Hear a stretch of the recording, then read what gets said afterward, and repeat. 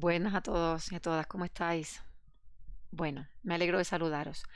Esta presentación que voy a comentar a continuación es la presentación que abre el nuevo tema, el tema con el que vamos a terminar este curso. Es un tema interesante, un tema muy útil, muy práctico, porque en él se nos explica el mecanismo y el funcionamiento de la organización política de nuestros territorios. Y por un lado vamos a dejar al lado la política, perdón, la geografía económica. Empezamos con la física, continuamos con la política y ahora vamos a terminar con la geografía política. Bueno, vamos allá. Primero hacer una introducción con los 4 términos imprescindibles para poder entender de lo que vamos a hablar. Por un lado, lo que es el Estado, que es una organización política independiente que ejerce su poder sobre un territorio limitado. Eso es un Estado, es una entidad política autónoma y diferente de otras colindantes. Este Estado está conformado por un territorio concreto, que es esa extensión física del Estado, y siempre delimitado por unas fronteras. Las fronteras que son pues ese límite que a veces puede ser físico, si por ejemplo es un río el que separa un país de otro, como ocurre por ejemplo en el sur de la frontera entre España y Portugal, que es el río Guadiana el que lo separa, o bien puede ser una frontera política, que es una línea imaginaria que separa pues estos dos territorios de diferentes estados. En estos territorios luego habita una población determinada. Es esa población, ese conjunto de seres que forman parte de la ciudadanía de un estado concreto. Entonces, esos son estos conceptos que además los conocéis sobradamente y que, como veis, están todos muy ligados unos con otros. Para entender mucho mejor el concepto de fronteras y de estados, podemos hacer un pequeño repaso por algunos de los mapas históricos para ver y observar que las fronteras son artificios humanos y que además son cambiantes. Son elementos que van cambiando con el tiempo, con los intereses, a través de las diferentes guerras y conflictos, porque precisamente las fronteras han sido una causa de conflicto importante en el siglo XX, aquí en Europa. Motivo de Primera Guerra Mundial, motivo de Segunda Guerra Mundial, por ejemplo. Bueno, pues aquí tenéis este mapa de cuando comienza la Primera Guerra Mundial en Europa, en 1914, y observáis cómo existía un territorio que conformaba el Estado alemán, que era bastante extenso, bastante más extenso de lo que actualmente hoy es Alemania. Igualmente existía un territorio que tenía el nombre de Austria-Hungría, que actualmente no existe, y que ahí existe además es una mancha importante, ocupa un territorio importante en el centro de Europa. Y luego observamos que Rusia también tenía unas fronteras bastante extensas, penetraban bastante más en Europa de lo que actualmente penetran. Y hay una serie de situaciones que nos pueden resultar algo chocantes. Efectivamente, cuando acaba la Primera Guerra Mundial, el mapa de Europa se reconvierte. Y este es el mapa que nos encontramos antes del estallido de la Segunda Guerra Mundial en Europa. Y entonces vamos a observar cómo aparece un territorio, un nuevo estado que es Polonia, que en el mapa anterior no aparece. Aparece otro territorio nuevo que es Checoslovaquia, que tampoco aparecía. Aparece Austria, chiquitita, Hungría, ya separadas como dos estados independientes. Aparece una Yugoslavia, que es un estado importante. Luego aparece Bulgaria, aparece Alemania, que también, pues bueno, tiene su importancia territorial. Y sin embargo, cuando vemos el mapa de Europa actual, que es este otro, pues resulta que tenemos un panorama muy diferente. Y nos damos cuenta de que existen otros estados, como por ejemplo Bielorrusia o Ucrania, que en el mapa anterior no estaban todos, formaban parte de la URSS, de la Unión de Repúblicas Socialistas Soviéticas, o en la zona de los Balcanes, de lo que era Yugoslavia, pues fijaos que hay un montón de estados como Serbia, Montenegro, Bosnia, Herzegovina, Croacia, que no existían. O por ejemplo, el estado de Checoslovaquia aparece aquí separado. En 1993, la República Checa y la República Eslovaquia deciden separarse. Entonces podéis observar cómo las fronteras son elementos que mutan y que están en constante transformación y cambio. Pues es un elemento humano. Bueno, vamos a nuestro territorio. Aquí tenemos la península ibérica.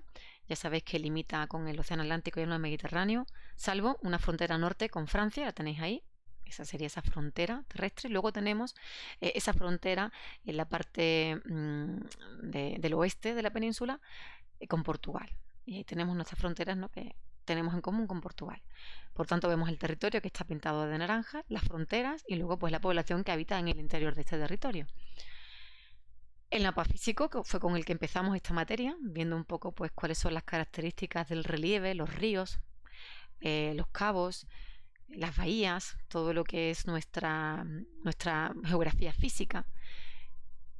que no tiene nada que ver con el mapa político de nuestro país. Aquí lo tenéis, aquí está esos límites, porque no solamente tenemos fronteras entre los estados en Europa, sino que en la propia península ibérica tenemos fronteras entre las diferentes comunidades autónomas. Estas comunidades son 17 en total, contando a Ceuta y Melilla como ciudades autónomas. Aquí aparecen en diferentes colores para diferenciarlas bien unas de otras. Y estas comunidades autónomas pues gozan de cierta autonomía entre ellas. Tienen un representante, unos representantes, unos presidentes y unos políticos específicos, y luego además tienen competencias administrativas de organización del territorio específicas, incluso leyes a nivel autonómico. Estas comunidades autónomas además se dividen en provincias. En España hay un total de 50 provincias, sin contar a Ceuta y Melilla, que serían 52.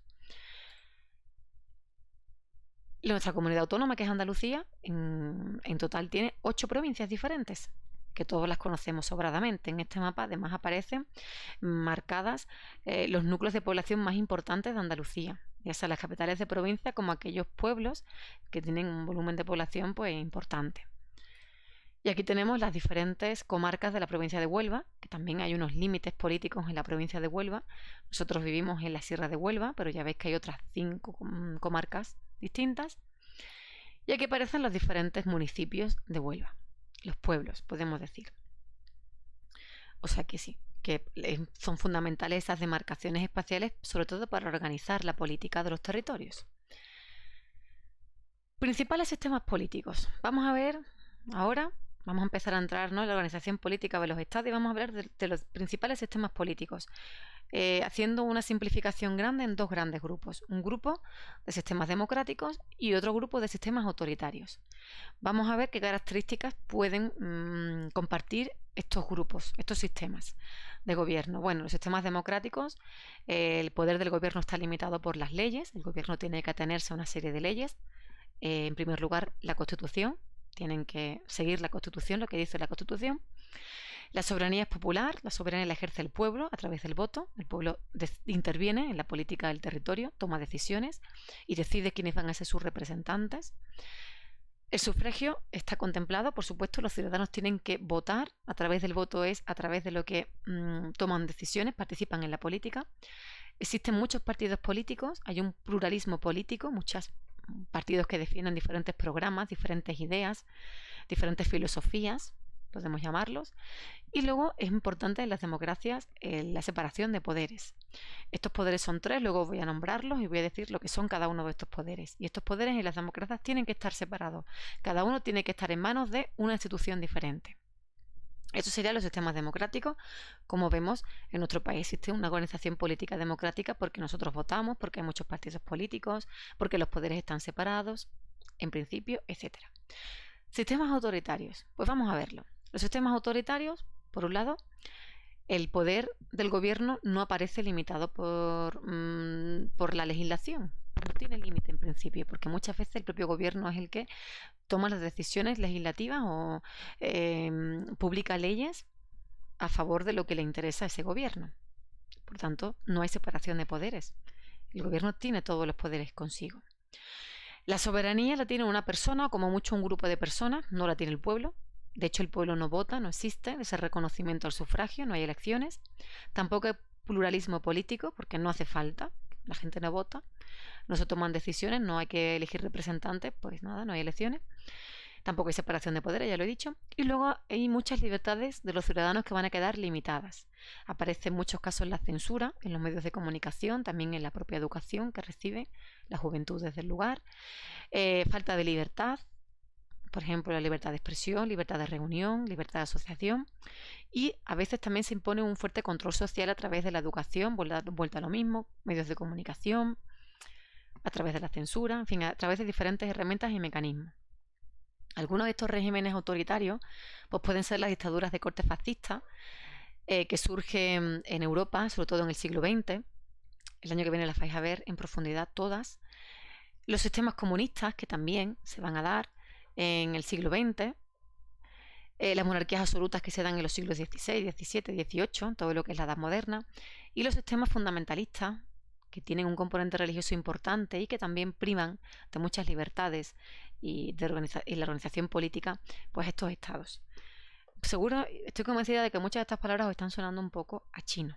No os preocupéis porque no es tanto esto lo que me interesa que entendáis como otros conceptos que van a venir después. Esto es simplemente para que os ubiquéis. Si hay alguien que necesite saber lo que es esto, yo se lo explico en otra presentación. Pero es que como me alargue mucho, me voy por los cerros de Úbeda y os perdéis. Continúo. Ejemplos de gobiernos democráticos, pues las monarquías parlamentarias, por ejemplo, pues como la de España o Reino Unido, donde ahí existe un monarca. Sin embargo, hay un parlamento que es el que decide realmente la organización política. Y luego están las repúblicas democráticas, donde no hay un rey ni una reina, y lo que hay es un presidente de la república. Son democracias en cualquiera de los lugares. Los ciudadanos votan, se eligen a los representantes y luego el parlamento es el que toma decisiones. Avanzamos. Cuando hablamos de la separación de poderes, que era una característica de las democracias, pues hablaba de estos tres poderes, que son el poder legislativo, el poder ejecutivo y el poder judicial. Estas tres palabras es importante que ustedes las dominéis, sobre todo para el año que viene, en cuarto de la ESO. Entonces, por favor, haced ese esfuerzo mental de quedaros con estos términos: poder legislativo, poder ejecutivo y poder judicial. No solo para el año que viene, en cuarto de la ESO, que eso sería, ¿no?, buscando la utilidad a corto plazo, sino que luego hay una utilidad a largo plazo y es la de saber cómo funciona nuestra política, y eso es muy importante. Entonces tenéis que saber que existen tres poderes, que estos tres poderes fue Montesquieu, que fue un ilustrado francés en el siglo XVIII el que empezó a teorizar en torno a esta necesidad de que estos tres poderes estuvieran separados para que se llevase a cabo una política justa, un gobierno justo. Entonces el poder legislativo es el que se encarga de elaborar las leyes, por tanto legisla, redacta las leyes, las consensúa, las aprueba, las modifica, etc. También aprueba los presupuestos, el gasto, lo que se ha gastado, lo que no se ha gastado, lo que se puede gastar, ¿vale? Y este poder legislativo está en manos de las Cortes y el Parlamento, que lo conforman el Congreso de los Diputados y el Senado. Ya suena más, ¿verdad? Eso del Congreso de los Diputados suena más. Claro que sí, pues ahora lo vamos a ver también eso que es. Ese será el poder legislativo. La imagen del Congreso de los Diputados con esos diputados ahí todos discutiendo, pues ahí es donde se elaboran leyes, se deciden las leyes, se aprueban las leyes, se censuran leyes, se aprueban presupuestos, bueno, se toman decisiones. Poder ejecutivo es otro de los poderes que tenemos también que tener en cuenta. Ese poder ejecutivo viene de la palabra ejecutar, es el que se encarga de gobernar, se encarga del gobierno. Toma decisiones, por supuesto, pasa que muchas de estas decisiones tienen que pasar por el Congreso de los Diputados. No las puede tomar el gobierno solo. El gobierno requiere el respaldo del Congreso. ¿Quién ejerce este poder? El gobierno. El gobierno de la nación, que ahora vamos a ver quiénes lo componen. Y el último de los poderes es el poder judicial. Este poder lo que hace es interpretar y aplicar la ley. Tiene que conocerla muy bien, porque tiene que ser justo. Y para ser justo hay que conocer muy bien la ley y aplicarla bien. Es complicado, ¿eh? La justicia, ser justo, es complicado. ¿Dónde reside? ¿En manos de quién está? En manos de los tribunales de justicia, que tienen que ser independientes. Eso es un detalle que no se debería de olvidar. Y es que la justicia, como un poder autónomo, pues tiene que ser independiente. Vamos allá. Aquí tenéis, vamos a hablar del poder legislativo, el primero de ellos.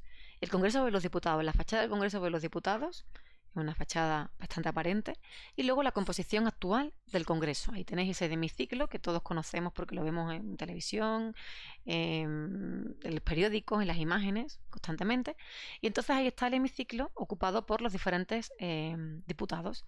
Actualmente, bueno, siempre hay 350 y actualmente están divididos de esa manera.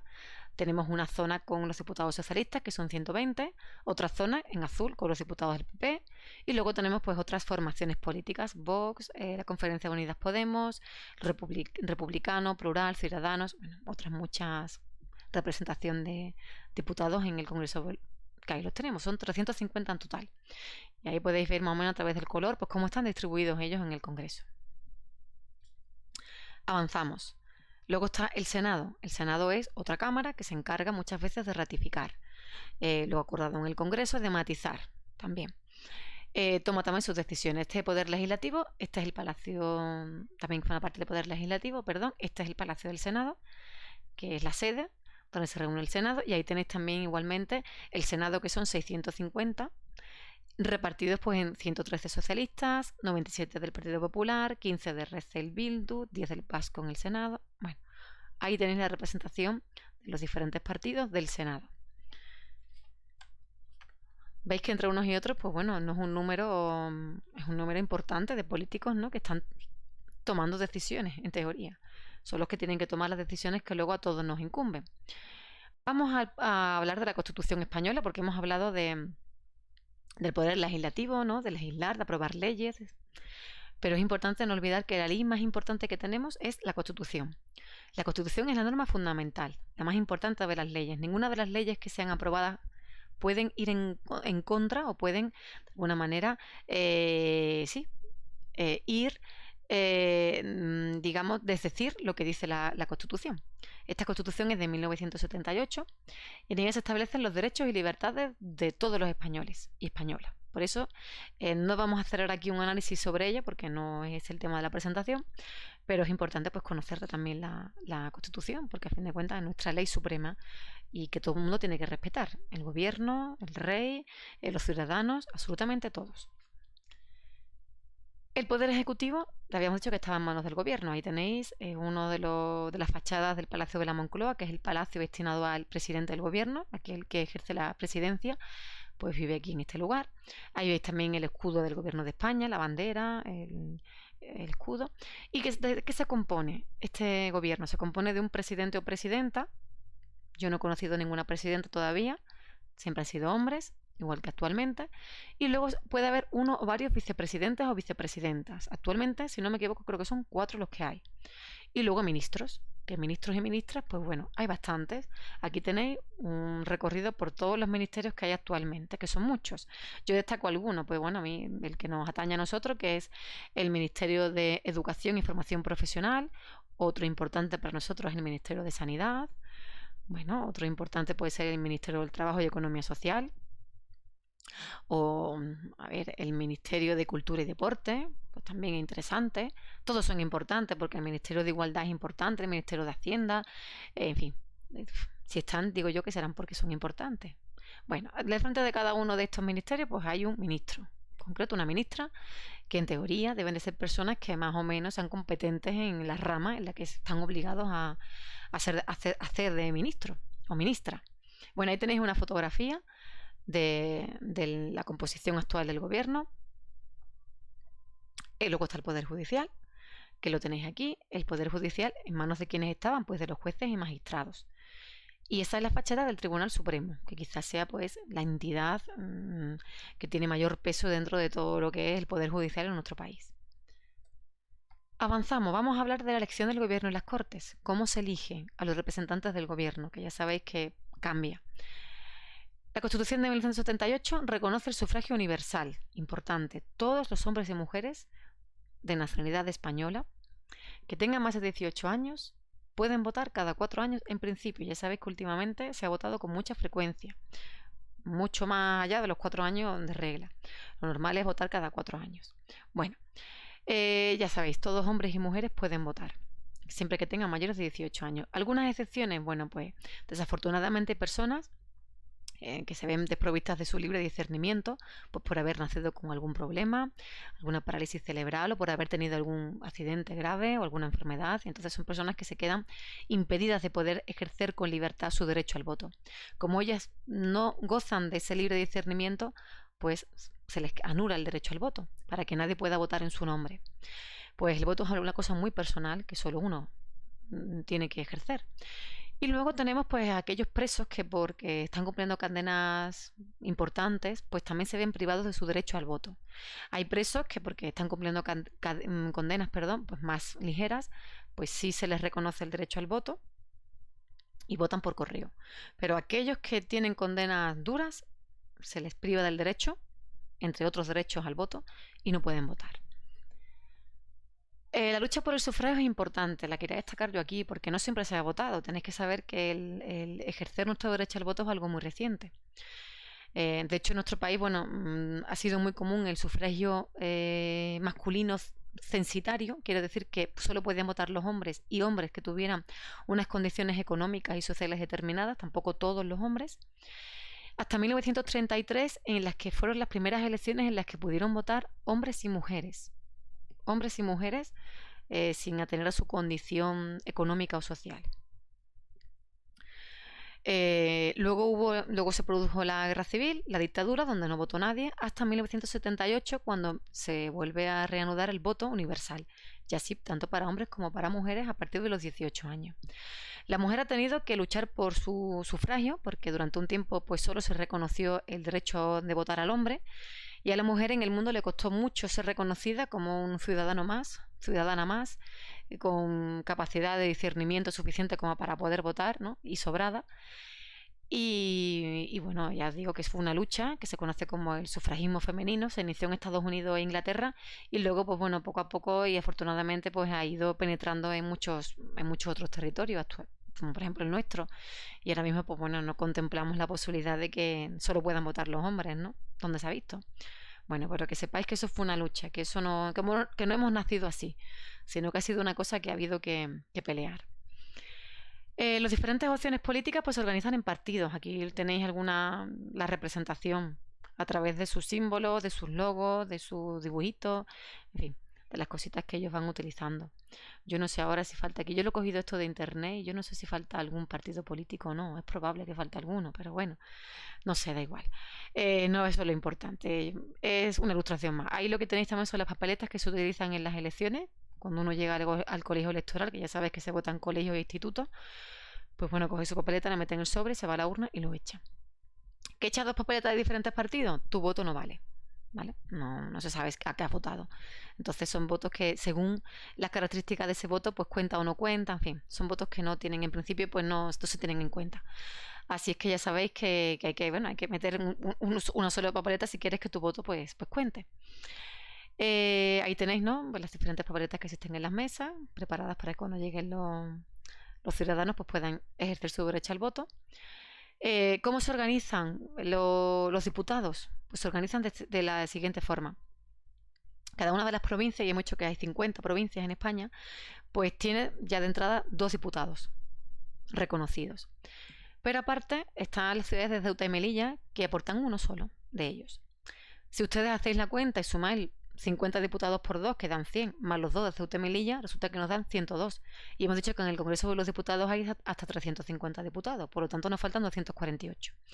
¿Cómo se escogen esos 248 diputados? Pues se coge el censo, se mira a ver cuánta población hay, el volumen de población de cada uno de los municipios, y según el volumen de población, pues tendrán más o menos diputados.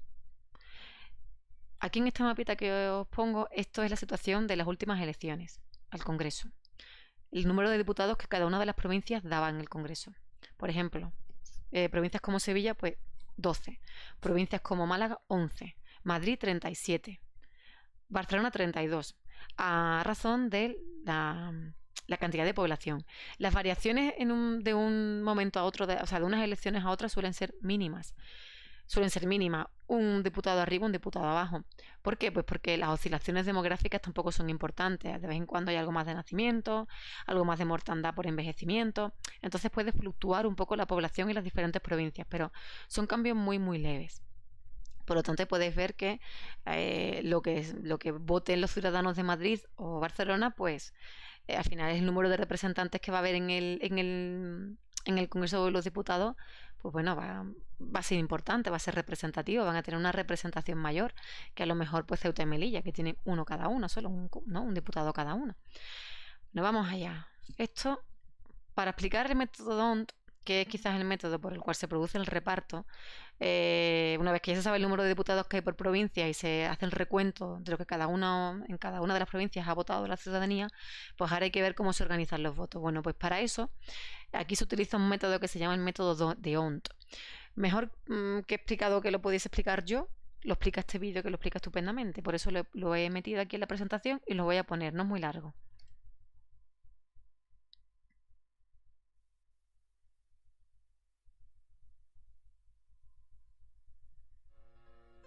Seguro que te suena que en España usamos el método DONT cuando llegan las elecciones. ¿Sabes cómo funciona? Escucha. Cada provincia tiene asignado, según los habitantes, un número determinado de diputados. Para que lo entiendas, Vamos a inventarnos que esta provincia tendrá 5 escaños. Ahora colocaremos los 6 partidos que se presentan de esta manera y luego en esta línea los 5 escaños. Una vez que se han recontado los votos, nos dicen que el partido rosa tiene 100, el verde 80, el rojo 70, el amarillo 5 y el azul 3. Como ves, estos dos de aquí abajo no representan el 3% del total, así que según el método DONT se quedan fuera. ¿Qué pasa con el resto? Muy fácil. Se toman los resultados de todos los partidos y se dividen entre 1, 2, 3, 4 y 5. ¿Lo ves? Luego, como son 5 los diputados que saldrán de esa provincia, se toman los 5 resultados más altos en total. Si te fijas, este es el número más alto, luego este y por último este. No mires a qué partido corresponden, simplemente se escogen los más altos. Según estas elecciones, en esta provincia han salido elegidos 2 diputados del Partido Rosa, 2 del Verde y 1 del Rojo. ¿Entiendes ya la ley DONT?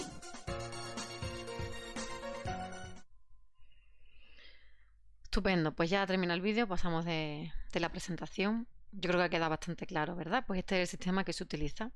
Una vez que se conoce el número de diputados y cuál es el número de votos que ha sacado cada partido, pues se hace esta fórmula y se cogen esos resultados y esos serán pues los representantes que luego vayan al Congreso de los Diputados. Estas elecciones se celebran, como habíamos dicho, cada 4 años en principio, que luego ya sabemos que ha habido momentos en los que han sido pues cada mucho menos tiempo. Y las elecciones pues se suelen votar para elecciones generales, para decidir quién va a formar el gobierno, el presidente, el vicepresidente y luego los ministros.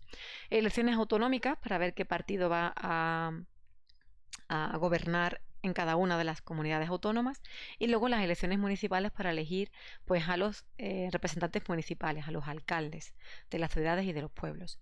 A veces hacen coincidir algunas de ellas, 2 de ellas por ejemplo, pues porque todo esto genera un gasto y además pues bueno, parece ser que el hecho de ir a votar pues provoca un cierto hastío a la población, así que cuanto menos vaya que ir a votar, parece que la gente con más ganas va a votar. La mesa electoral se compone normalmente pues de un presidente, de 2 vocales, no generalmente, además siempre todos ellos tienen 2 suplentes. Es un cargo obligatorio, quiere decir que si te toca tienes que ir. Hay algunos motivos por los que no vas, a veces estás enfermo, estás hospitalizado o estás en una situación complicada en tu vida, pues bueno, probablemente te eximan de tener que ir, para eso hay unos suplentes. Pero si tú no tienes un buen motivo, tienes que estar esa mañana allí, tienes la obligación de ir. Algunos de los requisitos, bueno, pues mirad, son asignados por sorteo público, o sea, se coge el listado de ciudadanos mayores de 18 años y se hace un sorteo, con lo cual los puede tocar a cualquiera que tengamos más de 18 años.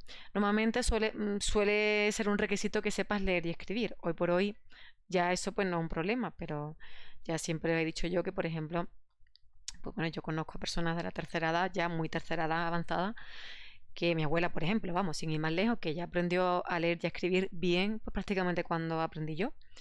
Entonces, en otras épocas en este país ha habido gente, desafortunadamente, que no controlaba muy bien la escritura y la lectura. Hoy por hoy es muy difícil que haya una persona analfabeta, vamos. Yo quiero pensar que es que no hay nadie, espero. Y luego los mayores de 70 años normalmente pues tampoco van ya a una mesa electoral. Tienen un permiso retribuido, o sea, si te toca, pues además de no tener que ir al trabajo, pues además te dan una dieta. Y hay una reducción de hasta 5 horas en la jornada siguiente. Como normalmente se celebran en domingo y el domingo se acaba tarde, después de estar todo el día, pues te dan a lo mejor unas horas de la jornada del día posterior, del lunes, pues para que descanses y llegues fresco al trabajo. Eso por algunas de las curiosidades, si os interesan. Y ahora vamos aquí a hablar un poco ya, ¿no? Ya que hemos visto todo esto, pues quería retomar esas preguntas que os hacía yo, ¿no? Yo os preguntaba, ¿por qué es importante conocer la organización política de nuestro país? Pues bueno, es importante saber de dónde emanan las decisiones que al final nos afectan como ciudadanos. Cómo funcionan también las elecciones, porque es algo que nos tocará hacer antes o después. A ustedes, yo ya lo he hecho más de una vez, ustedes pues os tocará hacerlo. Aún nos quedan unos años porque tendréis entre los 14 y los 15, ¿no? Os quedan todavía unos añitos, pero bueno, llegarán. Y de todas formas ya sois ciudadanos y ciudadanas y creo que es importante conocer un poco la estructura de nuestra organización política y útil. y nos vayamos preparando pues para cuando tengamos que ejercer nuestro derecho como ciudadanos, hacerlo con un máximo de conocimiento posible. ¿Debe interesar la política? Pues sí, debe interesar la política. Por desgracia, la política a veces cansa, otras veces aburre, pero la política lo es todo. La política es nuestra escuela, nuestro instituto es política, nuestros hospitales cuando vamos a que nos cuiden, las carreteras por las que circulamos, no sé, la política es las casas en las que vivimos, las hipotecas, la forma en la que recibimos el dinero, nuestros puestos de trabajo. La política es todo, todo. Vuestras protecciones como juventud, vuestros derechos como gente joven, vuestras libertades. Entonces nos tiene que interesar, ¿no? No podemos vivir al margen de ella. Si vivimos al margen de ella, bueno, se puede vivir al margen de ella, hay mucha gente que lo hace, están en su libertad. Yo ya digo que una de las cosas que más defiendo es la libertad. En torno a esa intento generar luego mi ideología. Pero es cierto que, bueno, que si te quedas al margen de esta organización política, pues al final, realmente, a no ser que tú intervengas de otra manera, los profesores tenemos esa posibilidad, ¿no?, de poder enseñar a nuestros alumnos, de alguna forma, pues aportar nuestro conocimiento a la sociedad. Y hay otras muchas profesiones que también aportan muchísimo conocimiento a la sociedad, pero realmente las decisiones políticas al final se están tomando, por lo menos desde hace un tiempo, a través del voto. Entonces, pues es una de las maneras que tenemos de poder participar en la política, de poder participar en esas decisiones que, como digo, nos acaban afectando como ciudadanos. Algunas de las respuestas que me habéis dado al qué queréis saber sobre política, pues me habéis dado algunas respuestas que son, pues bueno, han sido grandiosas, como aquella que dice, pues que se van a resolver los problemas de los ciudadanos. Esa es una buena pregunta. Yo también me lo planteo porque realmente ahora mismo nos encontramos en un momento de problemática importante, de problemática en muchos frentes, y necesitamos que se nos solucionen los problemas. Está claro que ahora mismo pues hay cosas que nadie puede solucionarlas, parece ser. Pero bueno, es cierto que si hay alguien que tiene que estar dándole vueltas a la cabeza y buscando soluciones, pues son nuestros políticos, que los hemos votado, que ellos han decidido voluntariamente estar ahí, que además cobran un sueldo pues por hacer esta labor de buscar soluciones, que es para lo que tienen que hacer, buscar soluciones a los problemas. Luego alguien me decía, pues alguna idea para saber qué partido puede mejorar la política. Pues eso es algo muy personal, la política es algo muy personal porque está vinculada a las ideas y las ideas son cosas muy propias. Y bueno, eso no lo sabe nadie. Yo tampoco puedo haceros aquí una explicación muy extensa sobre lo que es cada partido, porque sería meterme además en un terreno donde nadie me ha llamado a meterme y ni siquiera yo quiero meterme. Yo siempre os animo a que seáis ustedes los que vayáis indagando y conociendo, dentro de que todavía sois jóvenes, pero información tenéis a patada. Yo me ofrezco, si queréis, a intentar hacer algún acercamiento general a las ideas políticas, para que veáis más o menos de dónde beben. Lo que pasa es que realmente luego pues los partidos políticos y sus programas pues no siempre acaban acuñando ninguna ideología concreta. Yo os digo que es muy difícil, incluso para mí como ciudadana, tener muy clara qué partido me representa. Creo que ninguno me representa al 100%, pero es que es normal, porque ya tengo yo una idea muy clara de lo que yo quiero defender en el mundo y ninguno de los partidos lo hace. Entonces, pues bueno, muchas veces en tu madurez política llegas a muchos callejones sin salidas, pero bueno, es parte del ser y del estar. Y luego alguien me dice, ¿por qué políticos que faltan al respeto mienten y roban? Bueno, eso me ha parecido también grandiosa esa pregunta. No tengo respuesta para ello, la verdad. Yo misma he visto cosas en el Congreso de los Diputados y para eso voy a poner esta última imagen, que es los políticos a examen. Cosas que he visto en el Congreso de los Diputados lamentables porque, bueno, porque creo que no deben de producirse en un Congreso de los Diputados. Y somos lo que hacemos, no es más, no lo que decimos que vamos a hacer o lo que escribimos que vamos a hacer, sino solo y justo lo que hacemos. Entonces hay actitudes muy inadecuadas en el Congreso de los Diputados. Pues no sé, bueno, ya el hecho de darte una cabezadita, pues bueno, eso es algo muy humano, es que a veces te da el sueño y no lo puedes remediar. Entonces, fijaos, creo que de todas esas actitudes, pues sería una de las que yo diría, bueno, a ver, no sabemos cuáles son las circunstancias personales de esa persona. Por supuesto, no es el lugar donde ir a echar una cabezada, es un lugar muy importante para la vida de los españoles y hay que darle esa importancia. Y son ellos los que tienen que darle esa importancia, los que están allí sentados. Pero bueno, ya os digo, todavía puede caer hasta en un error humano, ¿no? El dormirse, hasta conduciendo te puedes dormir, ¿no? Que también es peligrosísimo y a veces ha ocurrido. Por eso quiero decir que es algo que no se puede ni evitar. Pero sí se pueden evitar muchos otros comportamientos que ha habido en el Congreso de los Diputados. Por ejemplo, yo no aguanto cuando se aplauden. No me gusta cuando se aplauden. Cuando habla una persona y el resto de sus diputados de su partido aplauden. Vamos a ver. Vamos a ver que esto no es ningún show ni ningún espectáculo. Ha hablado, te ha podido gustar lo que ha dicho, pues fantástico, pero no hay que estar aplaudiendo constantemente. Igual que tampoco puedes abuchear lo que digan por muy poco que te guste. Otra actitud que no me gusta es cuando se ríen. Hay una persona interviniendo y está diciendo algo con lo que tú no estás de acuerdo y te estás riendo. Eso es una falta de respeto. Tú te esperas, aguantas con estilo y elegancia y cuando te toca el turno rebates. Pero no puedes estar riéndote de los argumentos que te está lanzando alguien por muy feos que sean y por poco que te gusten. Bueno, no sé, ha habido incluso veces que se han acusado de escupirse en el Congreso de los Diputados, ¿no? He puesto la fotografía de aquello que fue una polémica muy grande. Escupirse, bueno, ya, ¿para qué, no? ¿Para qué decir? Luego tampoco la sensación que tiene la ciudadanía es que no se están tratando los problemas. Hay que tratar problemas, hay que buscar soluciones, punto. Eso es lo que esperan los ciudadanos de los políticos. No nos interesa, por lo menos a mí como ciudadana, no me interesan los rifirrafes ideológicos, de verdad. Yo los rifirrafes ideológicos los tengo con mis colegas y con mi familia, en mis tertulias familiares, cuando estamos a gusto y nos ponemos a hablar de política y tenemos nuestras desavenencias y discutimos en el ámbito privado. Pero cuando estoy en el instituto, por ejemplo, y entro en desacuerdo, llega un momento en el que digo, se acabó, vamos a buscar una solución. Y eso mismo es lo que tienen que hacer los políticos. Eso es lo que tienen que hacer, vamos. Los demás no tienen que hacerlo. Y tienen que dignificar la política. Ellos tienen que hacerla grande porque la política es importante, la política lo es todo, lo he dicho ya, pero hay que dignificarla. Ellos tienen esa oportunidad de hacer grande la política, igual que yo tengo la oportunidad de hacer grande la educación y de estar a la altura de lo que se exige de mí como profesora. Los políticos tienen que estar a la altura como políticos y como representantes de todo el pueblo. Y todo hay que cuidarlo todo. Yo como profesora, cuando voy a mi puesto de trabajo, lo cuido todo, cuido la forma de expresarme, las palabras que voy a utilizar, sobre todo las palabras, porque las palabras tienen fuerza por sí mismas. Cuido mi aspecto físico, cuido mi tono, cuido mi amabilidad, mi sonrisa, mi cercanía. Estoy constantemente examinándome, yo misma, a mí misma, cada mañana cuando vuelvo del instituto a mi casa. Pues es lo mismo mínimo que se debe de exigir un político a sí mismo. Un autoexamen y una autocrítica diaria de cada minuto que uno pasa en el Congreso de los Diputados. Bueno, siento haberme extendido un poco. Es que, a ver, es que si no, ¿qué hago yo aquí, verdad?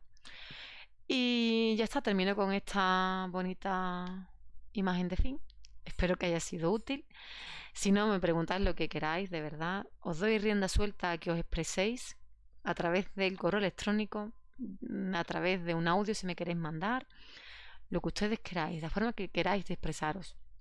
Este tema nos va a dar bastante que hablar, o por lo menos esa es mi intención, hablar un poco, profundizar y seguir ahondando en lo que somos como, bueno, como ciudadanos y lo que a veces no nos dejan ser. Os mando un besazo muy fuerte, un abrazo y espero que estéis muy bien. Cuidaos. Hasta pronto.